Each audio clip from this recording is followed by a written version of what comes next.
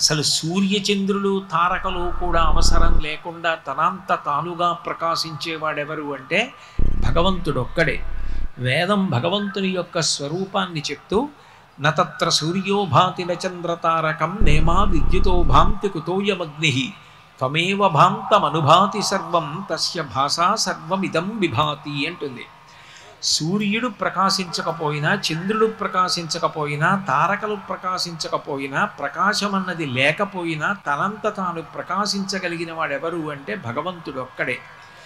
భాగవతం గజేంద్రమోక్షణ కష్టంలో అష్టమ స్కంధంలో లోకంబులు లోకేశులు లోకస్తులు తెగిన తుది అలోకంబగు పెంజీకటి కావల యవ్వండేకాకృతి వెలుగు అతని వేసేవింతున్నంటాడు గజేంద్రుడు.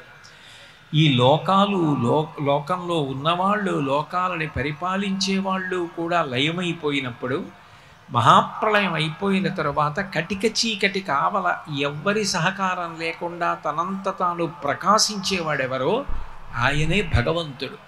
అసలు నిజానికి భా అంటే కాంతి, అందుకే భాస్కరుడు అంటారు. అటువంటి కాంతి దీపం. దీపము పెట్టకుండా అసలు పూజ చెయ్యరు.